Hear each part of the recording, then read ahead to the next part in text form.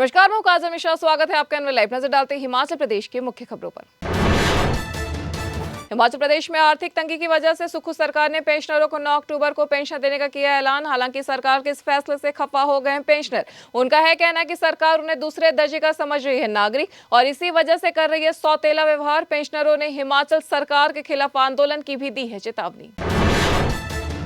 कुल्लू में डीसी द्वारा धारा 163 लागू करने के बावजूद बड़ी संख्या में लोगों ने किया प्रदर्शन। देवभूमि संघर्ष समिति के आह्वान पर लोग मस्जिद विवाद में उतरे सड़कों पर। पुलिस ने जब प्रदर्शनकारियों को आगे बढ़ने से रोका तो उस दौरान पुलिस व प्रदर्शनकारियों में भी हो गई हल्की धक्का मुक्की।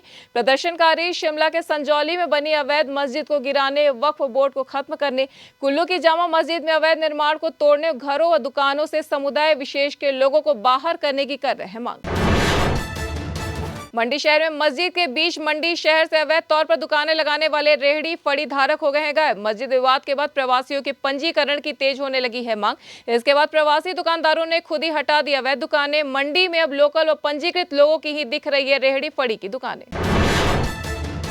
मुख्यमंत्री सुखविंदर सिंह सुक्खू स्वास्थ्य लाभ लेने के बाद इस हफ्ते होंगे एक्शन मोड में। सीएम सुक्खू ने विदेशों से वित्त पोषित परियोजनाओं पर अधिकारियों से किया है रिकॉर्ड तलब।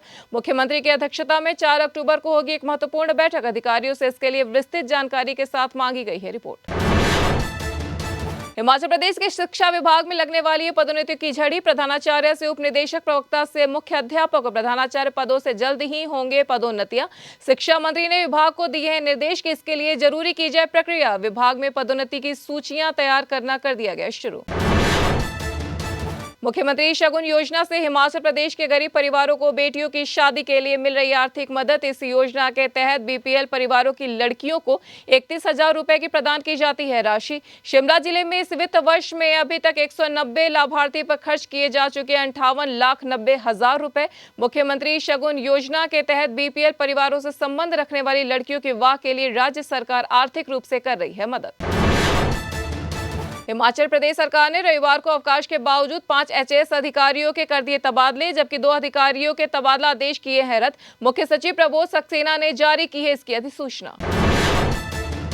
हिमाचल प्रदेश के केंद्रीय विश्वविद्यालय अगले महीने 30 विषयों के लिए करवाएगा शोध पात्रता परीक्षा। पात्र अभ्यर्थी 11 अक्टूबर तक ऑनलाइन कर सकेंगे आवेदन।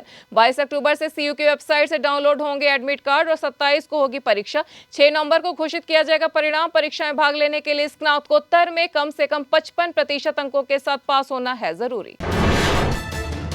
सेब का अब तक 90% हो चुका है कारोबार। कृषि उपज मंडी समिति शिमला किन्नौर में अब तक 1.2 करोड़ सेब की पेटियों का हो चुका है कारोबार। गत वर्ष के मुकाबले इस वर्ष 6 लाख ज्यादा पेटियों का हुआ है कारोबार। मनाली में मौसम सुहावना होते ही पर्यटकों की बढ़ गई आमद। होटल, गेस्ट हाउस और होम स्टे में लौट आई है रौनक। वीकेंड में होटलों में 50% की पार हो गई ऑक्यूपेंसी। दशहरा दिवाली को लेकर शुरू हो गई एडवांस बुकिंग। पर्यटन कारोबारियों को है उम्मीद कि आने वाले त्योहारों के सीजन में पर्यटन को मिलेगी और गति। तो ये थी हिमाचल प्रदेश की अब तक की मुख्य खबरें। ऐसी तमाम खबरों से जुड़े रहने के लिए देखते रहिए एनएल लाइव।